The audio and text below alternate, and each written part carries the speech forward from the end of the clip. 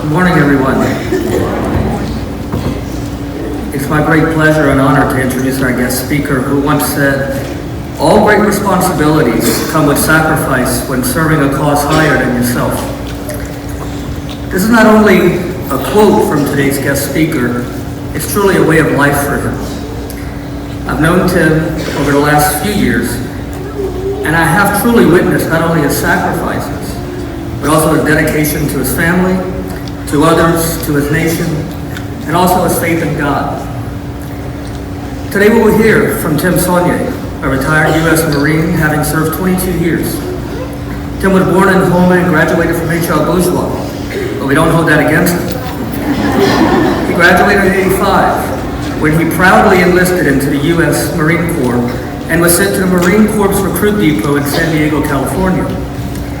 He attended infantry training school at Camp Lejeune, North Carolina, and served as an infantryman in the 6th Marine Regiment. In September of 1988, Tim was promoted to corporal before being assigned as a squad leader to participate in Operation Just Cause in the Republic of Panama in August of '89. Excuse me. During this deployment, he was chosen as Non-Commissioned Officer of the Year. Upon completion of this deployment, he was reassigned to the 6th Marines Anti-Tank Platoon as a section leader. In November of 1990, Tim was deployed to Southwest Asia to participate in Operation Desert Storm, Desert Shield, where he served as a section leader with the combined anti-armor teams, where he was combat promoted to sergeant. His return from deployment in May of 1991 resulted in his reporting to drill instructor school at Parris Island in South Carolina, where he served as a drill instructor with the 3rd Recruit Training Battalion Night Company and trained and made over 500 recruits to the Marines. In September of '93, he returned to Camp Lejeune, North Carolina, where he served as platoon sergeant with the 8th Marine Regiment Anti-Tank Platoon. He conducted and led several joint task forces, 6 missions involving counter-drug operations alongside U.S. Border Patrol on the Arizona border, which led to drug seizures and prevented drug trafficking on the border. In January of 1996, Tim was assigned to the Marine Corps Security Forces for joint duty with the Navy as their training cadre. He served as the subject matter expert in anti-terrorism, force protection, base defense planning, and firearms training in Southwest Asia, Bahrain. Additionally, he participated in support of military Operation Southern Watch and Operation Vigilant Sentinel. In April of 1998, he was assigned to Weapons and Field Training Battalion, Marine Corps Recruit Depot, Parris Island, South Carolina, and was assigned as a primary marksmanship instructor, combat marksmanship instructor, chief marksmanship instructor, and company gunnery sergeant. These assignments made him possible for training thousands of Marine recruits in marksmanship.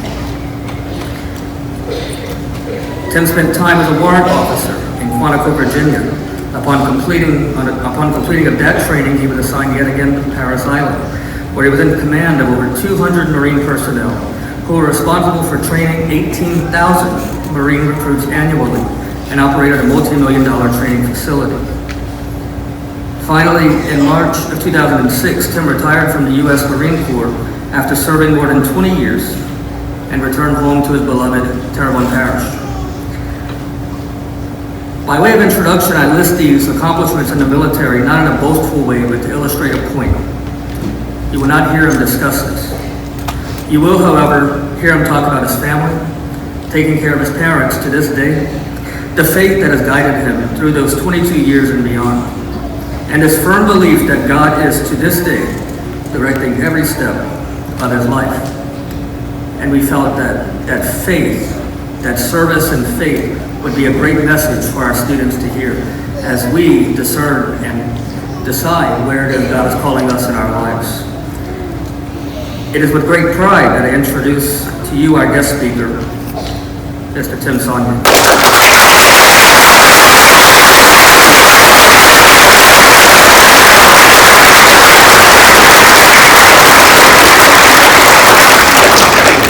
You said I got 2 hours to talk? Just kidding. It's an honor to be here, and I really appreciate everybody, and I really appreciate the invite. You know, serving a cause higher than yourself it's a humbling thing. My path has been a walk in faith my whole military career, and it's dear to my heart, but the fact is, it's humbling. It's probably the most humbling thing I ever do, because, you know, many Marines, many military people have paid an ultimate sacrifice, and today we're here to honor that sacrifice of all the veterans that are standing here today. To me, it's humble to me to be among other veterans and people that are serving the cause like yourself. And if you would give all these veterans a round of applause.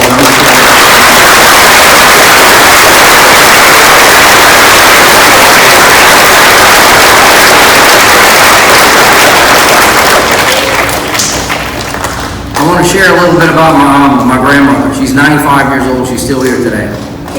She served during World War II. My father's also a World War II veteran as well.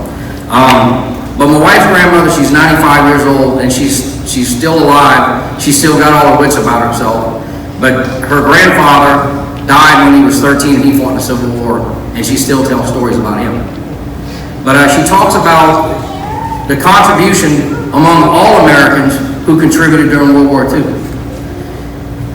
During World War II, she said they got one pair of shoes and they had to have a special chit or slip so they get one pair of shoes.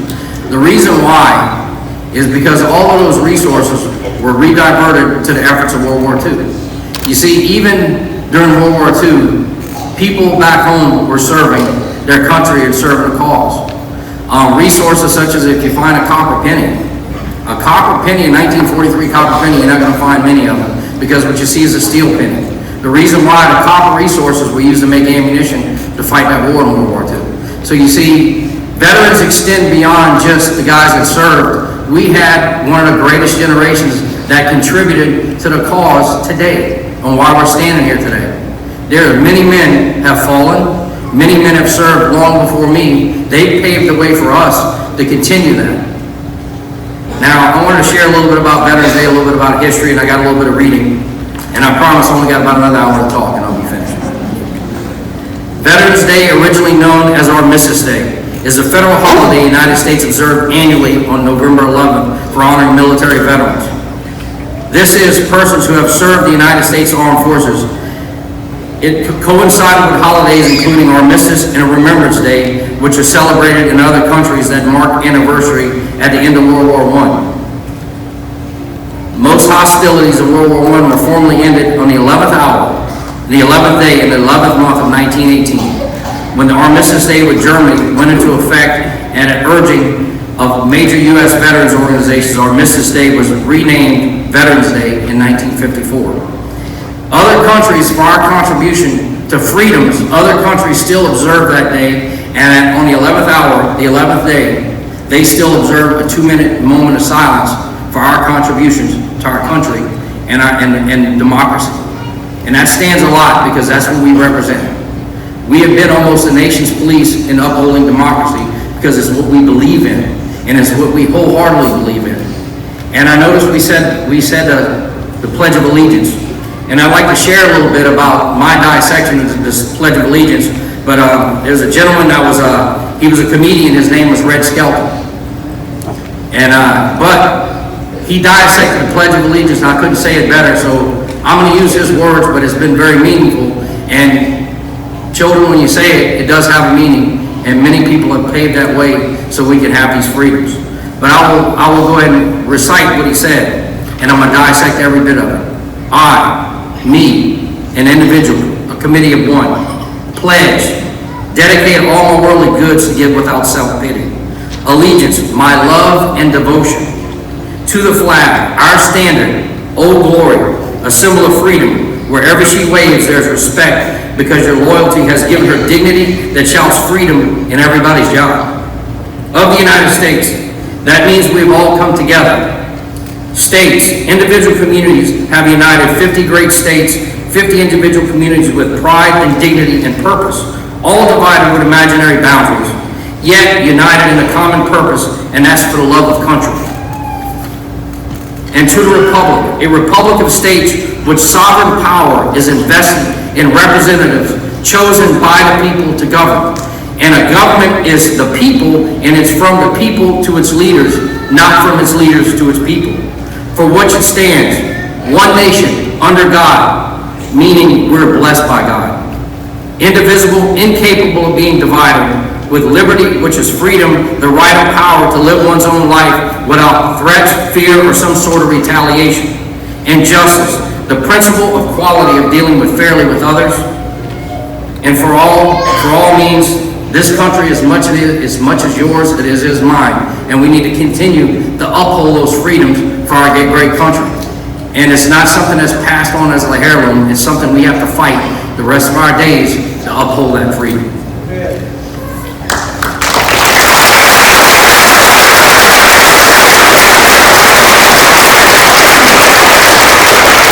So they told me I had about another hour, 45 minutes to talk, but I'm not going to talk much longer. But anyway, look, it's an honor and it's humbling because I've served with many men and women. Some of them didn't come back. That's Memorial Day, but every day that we represent our veterans, I think of those guys too.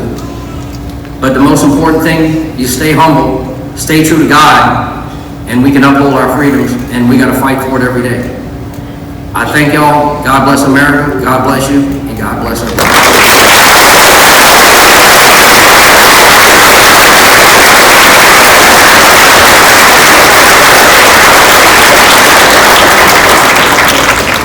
Thank you, Mrs. Soignet, for those beautiful words. At this time, we have a short musical presentation to share with you. Our first performance will be the pre-K classes from CCP.